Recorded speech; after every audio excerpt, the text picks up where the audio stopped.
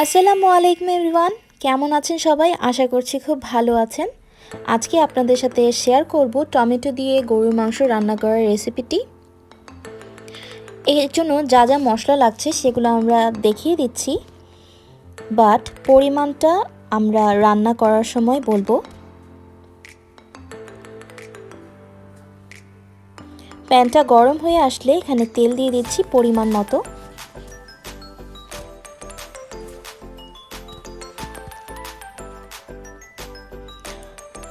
এখন আমরা গরম তেলে এলাচি দিয়ে দিচ্ছি ৫-৬টার মতো, আর দারচিনি 2টো,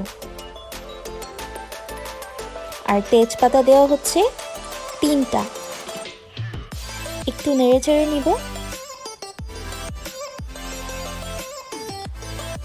এরপরে পেঁয়াজ কুচি দিয়ে দিচ্ছি এক কাপের মতো।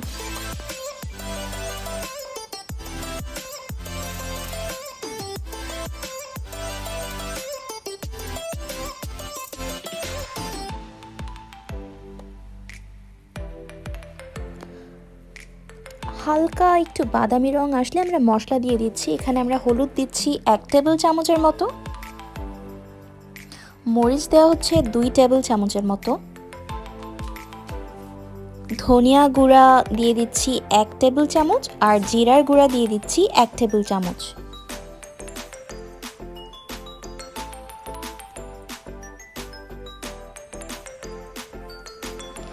অল্প একটু পানি দিয়ে দিচ্ছি যাতে মশলাটা পুড়ে না যায়।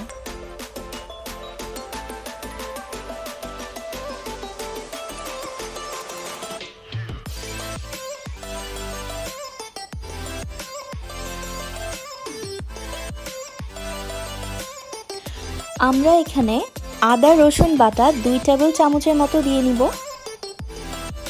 অ্যান্ড জয়িত্রী আর জয়ফল একত্রে আমরা বেটে রেখেছিলাম সেই বাটাটা দিয়ে দিব। এখানে আমরা জয়িত্রী ইউজ করেছি 1টা পাতা, আর জয়ফল 4 ভাগের 1 ভাগ ইউজ করেছি, ছোট জয়ফল।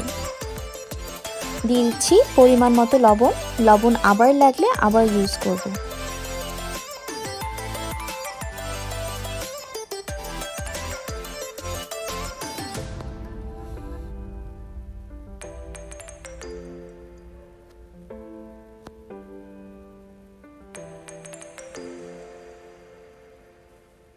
মশলাটা ভালোভাবে কষিয়ে নিতে হবে।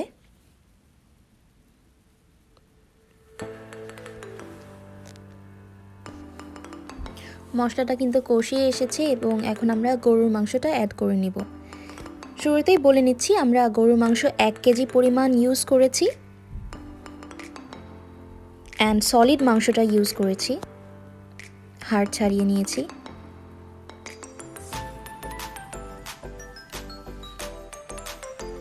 আপনারা চাইলে হাড় সহ রান্না করতে পারেন, আপনাদের যার যার ইচ্ছা মতো প্রেফারেন্স।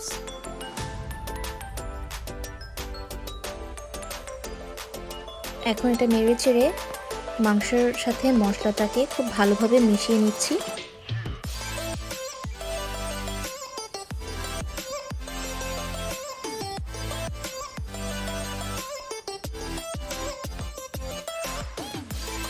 ঢেকে দিলাম, 15 মিনিট পর ফিরে আসলাম 15 মিনিট পরে।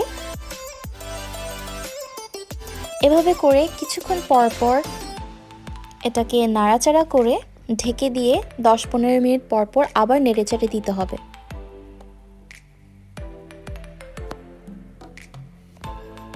মশলাটা খুব ভালোভাবে কষিয়েছিলাম, এখন মাংসটাকেও অবশ্যই খুব ভালোভাবে কষিয়ে নিতে হবে।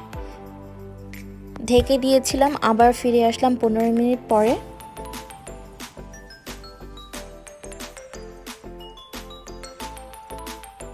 মাংসটা যত ভালো করে কষাবেন তত বেশি টেস্টি হবে মাংস।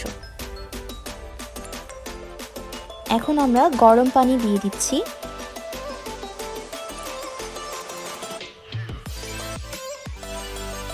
এক কাপের মতো গরম পানি দিয়েছি।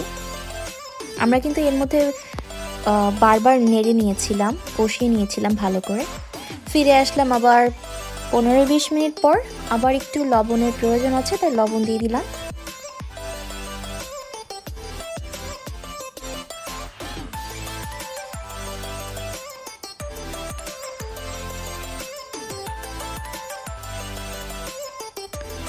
এখন হচ্ছে টমেটোর কলা। টমেটোগুলো সব দিয়ে দিয়েছি। এখানে হাফ কেজি পরিমাণ টমেটো আছে এবং অবশ্যই পাকা টমেটো, পাকা লাল টমেটোটা ইউজ করতে হবে।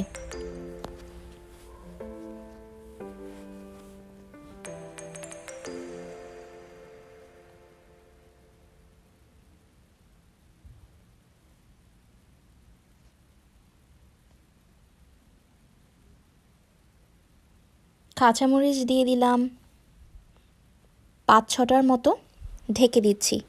ফিরে আসলাম আবার 10-15 মিনিট পরে।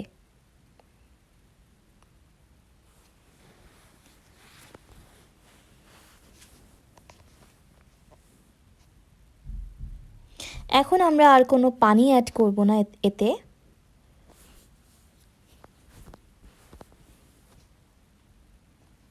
এখন আবার ঢেকে দিব। ফিরে আসব 10 মিনিট পর।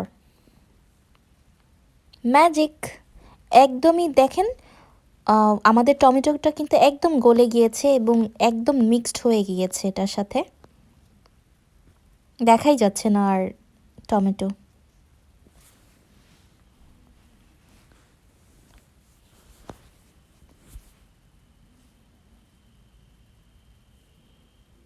এখন আমরা ইউজ করছি মেথি গুঁড়া 1 টেবিল চামচের মতো। এটাকে মেবি কাসুরি মেথি বলে।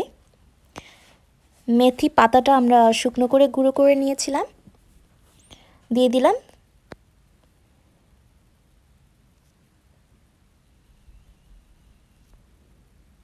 কিছুক্ষণ ঢেকে দিয়ে আবার একটু নাড়াচাড়া করে নিচ্ছি মেথিটাকে।